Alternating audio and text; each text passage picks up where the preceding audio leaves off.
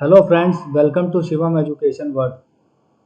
दोस्तों, VBA series के दूसरे लेक्चर में जहां पर मैंने आपको बताया था कि शीट्स डॉट सेलेक्ट के बाद रेंज डॉट सेलेक्ट जहां पर हम करते हैं, तो मैंने आपको बताया था वहां पर सेल्स डॉट सेलेक्ट का भी कॉन्सेप्ट होता है। तो इस वीडियो में आपको ये सिखाने वाला हूं कि सेल्स डॉट सेलेक्ट का क्या कॉन्सेप्ट होता है और एक ही मॉड्यूल में हम कई कोडिंग भी कर सकते हैं, कई मैक्रोज भी हम लिख सकते हैं। वो किस तरह से वर्क करता है और किसी भी मॉड्यूल को रीनेम किस तरह से किया जा सकता है, इस वीडियो में आपको सिखाने वाला हूँ। तो बने रहिए वीडियो के साथ और पूरा अंत तक देखिए, तभी आपको सारे बेसिक कॉन्सेप्ट क्लियर होंगे। तो सबसे पहले जहाँ पर दूसरा लेक्चर मैंने स्टॉप किया था वहाँ से चालू करते हैं। ये मैंने क्या किया हुआ है, कोडिंग की हुई है। यहाँ पर देखिए सब्जेक्ट में SEW मतलब शिवम एजुकेशन वर्ल्ड का ये शॉर्ट फॉर्म है। यहाँ पर मैंने मैक्रो का नाम दिया हुआ है, प्रोग्राम का कोडिंग का नाम दिया है SEW bracket open bracket start. इसके बाद यहाँ पर आप पहले देख सकते हैं प्रोजेक्ट एक्सप्लोरर में, ये जो मैं पहले से लेक्चर में एक्सप्लेन कर चुका हूँ, ये प्रोजेक्ट एक्सप्लोरर है। ठीक है, VBA प्रोजेक्ट यहाँ पर आप देख सकते हैं। तो यहाँ पर sheet 1 Kanpur, sheet 2 Lucknow, sheet 3 Mumbai, ये 3 ब्रांच है। और यहाँ पर मैं क्या करने वाला हूँ, मैंने टाइप किया हुआ है सब पहले होता है, आखिरी में एंड सब होता है, तो फिर शीट्स और डबल कोट्स में कानपुर वाली शीट डॉट सेलेक्ट वहाँ पर चला जाए। फिर रेंज D5 डबल कोट्स में डॉट सेलेक्ट, D5 सेल को सेलेक्ट कर दो और सेलेक्ट जहां पर किया है तो जो एक्टिव सेल है dot formula R1C1 equal to Shivam education world लिखा आ जाए। ये मैंने कोडिंग की है, इसको रन करा के देख लेते हैं। सबसे पहले मैं मुंबई की शीट में हूँ और यहाँ पर मैंने प्रेस किया, क्या मैंने आपको बताया था, डीबग टूल बार से F8 रन कराया, जो स्टेप वाइज हमको डीबग करके वैल्यूएशन दिखाएगा कि स्टेप कैसे रन कर रहा है। यहाँ F8 किया तो यहाँ अब इसको मैंने क्या किया, मेरा मैक्रो रन करना स्टार्ट किया एक एक स्टेप को लेकर। तो यहाँ पर जब F8 करूँगा तो ये कानपुर वाली शीट में आ गया। अब क्या रहा है, रेंज D5 डॉट सेलेक्ट, तो F8 जैसे ही करूँगा D5 में ये आ गया। इसके बाद एक्टिव सेल जो है डॉट फॉर्मूला R1C1 में शिवम एजुकेशन वर्ल्ड लिखा आ जाएगा। F8 प्रेस करते ही ये देखिए, और ये कोडिंग मैंने एंड कर दिया। तो यहाँ पर मैं आपको बताना चाहता हूँ कि ये जो कॉन्सेप्ट है रेंज D5 डॉट सेलेक्ट, इसकी जगह इसको अगर मैं हटा देता हूँ और इसकी जगह मैं लेता हूँ सेल्स, ठीक है, ब्रैकेट स्टार्ट किया तो यहाँ पर लिखा आ रहा है row index comma column index. तो ये कह रहा है कि पहले रो का नंबर टाइप करो। अगर मुझे D5 सेल में जाना है तो D5 में D क्या है, कॉलम नंबर, और 5 क्या है, रो नंबर। तो यहाँ सबसे पहले रो इंडेक्स लेगा। तो D5 में अगर जाना है तो रो का इंडेक्स क्या होगा, 5, कॉमा कॉलम का इंडेक्स क्या होगा, ABCD, A पहला, B दूसरा, C तीसरा और D चौथा। तो यहाँ कॉलम का इंडेक्स होगा 4, 5 और 4। 5 डिनोट करेगा रो इंडेक्स नंबर को 5वीं रो में, और 4 डिनोट करेगा चौथे कॉलम को, D कॉलम को डिनोट करेगा। तो 5:4 ये हमारा हो गया रो इंडेक्स और कॉलम इंडेक्स। सेल्स इस तरह से यहाँ पर लिया जाता है, डॉट सेलेक्ट। तो यहाँ पर मैंने बताया रेंज D5 डॉट सेलेक्ट की जगह मैं अभी आपको बेसिक कॉन्सेप्ट सिखा रहा हूँ कि कौन सा कोड किस तरह से रन करता है। आगे आने वाले वीडियोस में आपको बताऊंगा कि कब किसको यूज करना है और कौन सा बेस्ट रहता है। अभी आप बेसिक कॉन्सेप्ट समझ लीजिए, रेंज का भी और सेल्स का भी इस वीडियो में आपको सिखा रहा हूँ। तो यहाँ पर D5 को किस तरह से लिखा है, cells row index number 5 comma column index number और डॉट सेलेक्ट। यहाँ पर मैंने इसको कर दिया। अब इसको रन करा के देखते हैं। इसको मैंने यहाँ पर डिलीट कर देता हूँ और फिर से मुंबई वाले शीट में मैं आ गया। अब इसको रन करा रहा हूँ, F8 किया मैंने, ये मैंने किया यहाँ पर F8 प्रेस किया तो पहला स्टेप में ये आ गया, F8 प्रेस करते ही पहला स्टेप रन हो गया। क्या? कानपुर वाली शीट में इसने आ गया। अब सेल्स 5 ऑफ 4 डॉट सेलेक्ट, मतलब 5 रो इंडेक्स नंबर 5वीं रो में आ जाओ और चौथे कॉलम में मतलब D5 सेल में आ जाओ। F8 प्रेस किया तो ये देखिए D5 सेल में आ गया। Active cell dot formula R1C1 Shivam education world, F8 press करते ही लिखा आ गया। तो सेल्स में रो इंडेक्स नंबर और कॉलम इंडेक्स नंबर दिया जाता है, रेंज में डायरेक्ट सेल का D5 है तो डबल कोट्स में दे दिया जाता है। तो ये कॉन्सेप्ट होता है सेल्स का।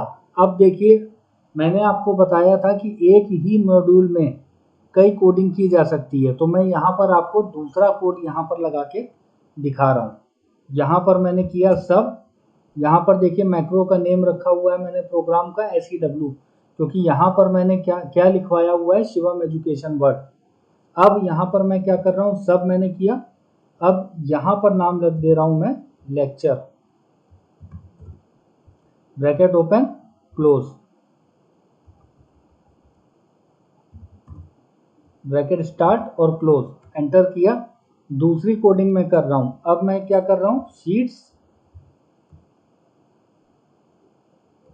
ब्रैकेट ओपन डबल कोट्स में, अब मैं लखनऊ की शीट में जा रहा हूँ,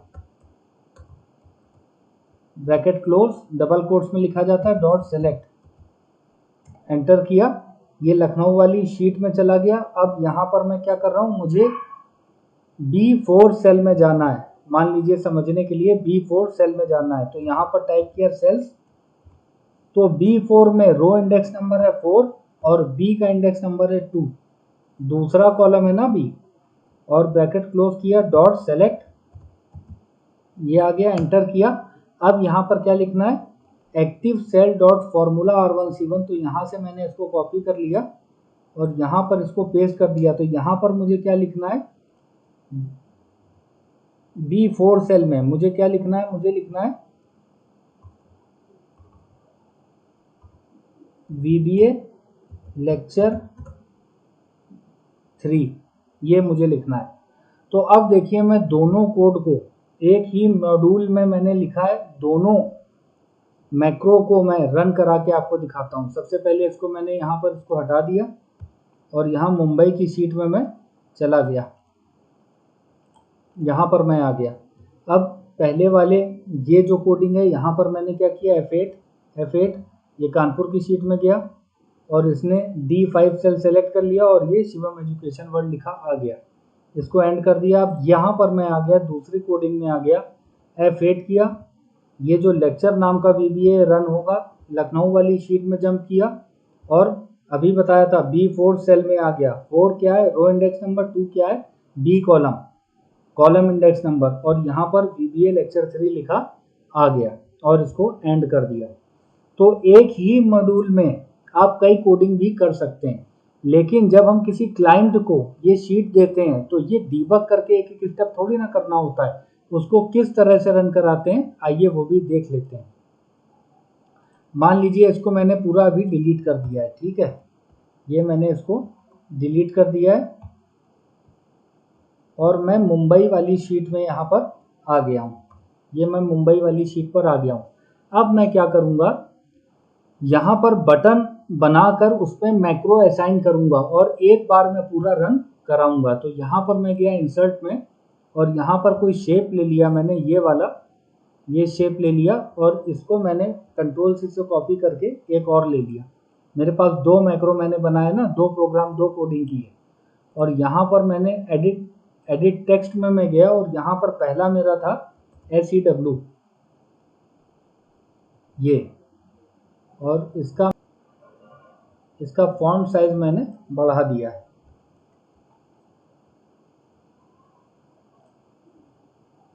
और ये वाले का नाम था लेक्चर और इसको सेलेक्ट करके मैंने इसका भी फॉन्ट साइज बढ़ा दिया। ये देखिए दो बटन मैंने बना लिया, एक मैक्रो था SEW, एक मैक्रो था लेक्चर। अब क्या करूँगा, इस पर मैंने राइट क्लिक करा, असाइन मैक्रो किया और SEW वाला ओके करके असाइन कर दिया। इस पर राइट क्लिक करा, असाइन मैक्रो किया और इस पर लेक्चर वाला मैक्रो मैंने असाइन कर दिया। अब एक क्लिक से जब मैं ये शीट क्लाइंट को दूंगा तो एक क्लिक से सारा प्रोग्राम रन होगा। तो SEW पे मैं जब क्लिक करूंगा तो ये देखिए कानपुर वाली शीट में शिवम एजुकेशन वर्ल्ड इसने लिख दिया। जब मैं लेक्चर पे क्लिक करूंगा तो लखनऊ वाली शीट पे इसने VBA लेक्चर 3 लिख दिया। इस तरह से मैक्रो को एक क्लिक में रन कराया जाता है। अब ये सीख लेते हैं कि जो मॉड्यूल है मेरा उसको मुझे ऐसे, अगर मान लीजिए मेरे पास कई मॉड्यूल हो गए तो मुझे पता कैसे लगेगा कि किस मॉड्यूल में क्या है। तो उसको एक नेमिंग, उसका हम एक नेम दे देते हैं। तो उसको रीनेम करने के लिए कैसे करते हैं उसको आइए सीख लेते हैं। तो सबसे पहले क्या करेंगे, उसके लिए हमारे पास होनी चाहिए प्रॉपर्टी विंडो। तो व्यू में जाएंगे और यहाँ पर आप देख सकते हैं प्रॉपर्टी विंडो, इस पर क्लिक करेंगे या F4 की से भी आप इसको एग्जीक्यूट करा सकते हैं। ये मेरे पास आ गया प्रॉपर्टी विंडो।